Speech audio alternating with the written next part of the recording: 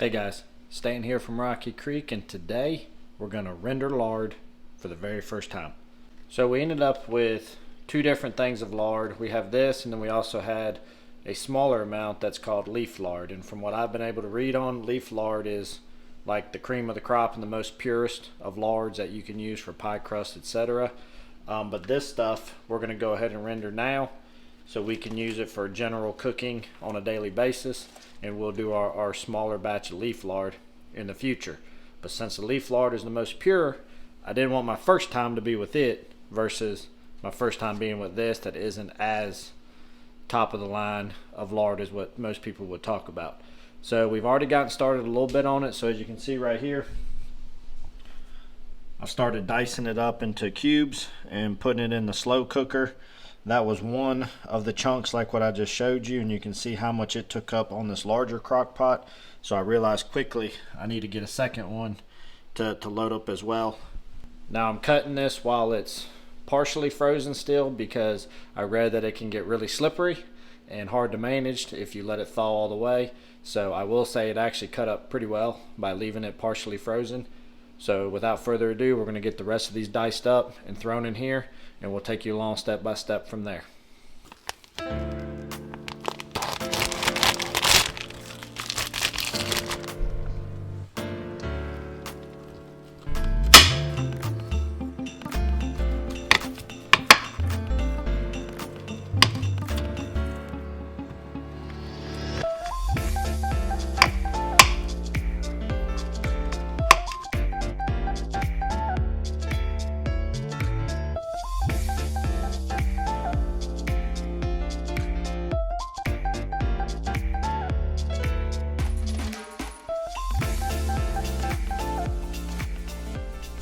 Alright, so we got both crock pots filled up, and we cut the pieces up into chunks and filled up both of them. I actually had a little bit too much, so the part that I had left, the center of it was still frozen.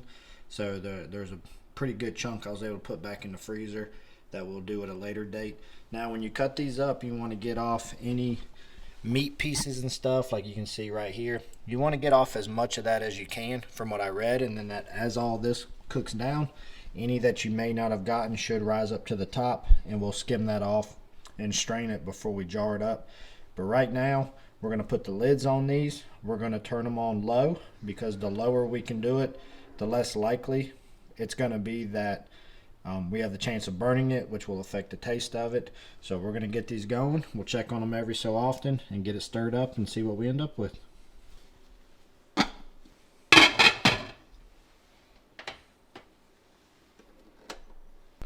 Alright, so we're about 2 hours into the lard rendering down, and I started out having the crock pots on keep warm so that we'll get an initial layer of liquid there before I turn it up to low. And I did add about a half of a cup of water into each one as well, because I read that can also help keep it from burning and that the water will evaporate away during the rendering process. So I put a half cup of water in each of these, and I also had it on keep warm for about the first 30 to 35 minutes, and then I switched it over to low after that. So it's really been on low for about an hour and 15 to an hour and a half. But let me show you where it's at right now, and kind of where you can see where it's changed a little bit. So the smaller crock pot here, you should be able to definitely tell a noticeable difference in how much it's gone down and how much liquid is starting to form. So I'm just coming in here and stirring it every so often to make sure that it doesn't burn and we don't end up with an off taste. But this one is definitely going a lot faster than the big crock pot is. The big crock pot, it's rendering down as well, but it's just taking a little bit longer. But as I move it, there's definitely some juices, the liquefied fat starting to form down there at the bottom. Same thing, I'm just trying to stir it every so frequently, so that way nothing burns as well. So we're just going to get top back on, and we're going to let it just keep rolling. Y'all may have heard little man back there. They hear you on the camera. Do you say hi to anyone? You just finished your lunch, didn't you? So yeah, I did. I sure did. So hey, you know how it goes. Everyday life doesn't stop just because you're working on your video. Take care of the little man while we're sitting here rendering down all this fat. So we'll bring you back when it's fully rendered and show you where our next step is. Alright, so we're finally at a point where we're going to start to jar it up, and you can see some stuff floating at the very top, and that's essentially what, from what I read, would eventually be cracklings if we let it go long enough. And then there's some bits down and below that where there's probably about an inch layer that's just some fat that's not going to constitute down any further than what it is. So we're just going to ladle off the cracklings here and put them here, and then once we get that top layer off, I have 3 layers of cheesecloth with a strainer over this large pot that will hopefully just leave me nothing but the clear rendered down lard. And then from there we will spoon it, ladle it into these jars right here that I've already got prepared, and we'll get it sealed up and let it solidify back. So let's see how it works.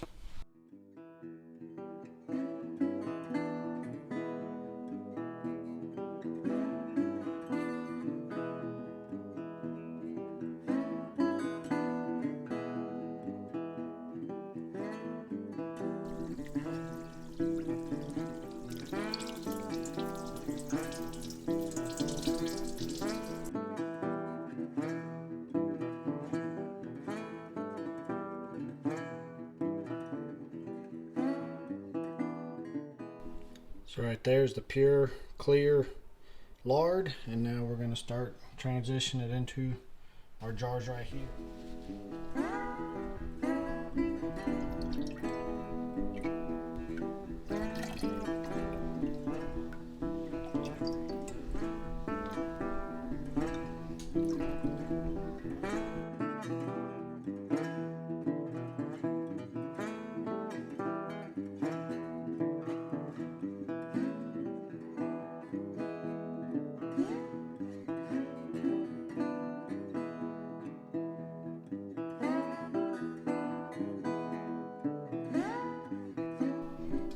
There it is, guys. We end up with 8 pints of the lard. You can see how clear it is. Got all the sediment out.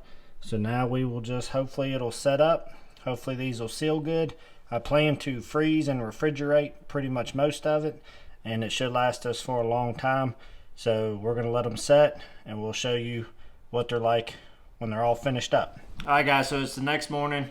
We ended up with 8 total pints of the rendered lard. You can see we ended up with a bright white consistency. I actually cooked with it this morning, cooked breakfast, fried some eggs and stuff in it, and it worked out really well. There wasn't like a heavy pork flavor. There really wasn't. It was a very neutral flavor. It didn't really do anything. It was just like we had cooked with butter or oil. In my wife's words, she said that she thought it made stuff taste a little bit richer. So for whatever that may be, I thought the eggs were very good that I cooked it in. So it definitely worked out well. I don't know why I was a little bit intimidated. I kept reading article after article about how to do this, and I was so worried about messing it up, but it was actually extremely easy, but it was time consuming. So we just dropped it into the crock pot on low. It took about 9 hours for us to get to the point of where we were at. But the good thing about the crock pot was about every hour I would stir it up. Other than that, I went on about the rest of my day like normal. I think the big thing is just make sure you start it plenty early in the day, because it may depend on how much time it'll take, so that way you can make sure you're finishing it up at a decent time in the afternoon. If I'd have cut the pieces smaller, probably could have got done a lot faster, but that was just what worked out for me. But I'm very pleased with this. Looking forward to this. All of this lard we plan to use for cooking in the future. I really want to render a bunch down that will be used for soap making in the future. Never done that before either, so that'll be a first. So hope this helped you all out. Hope you learned something. Appreciate you hanging out with us. And as always, y'all be good, and we'll see you here real soon on the next video.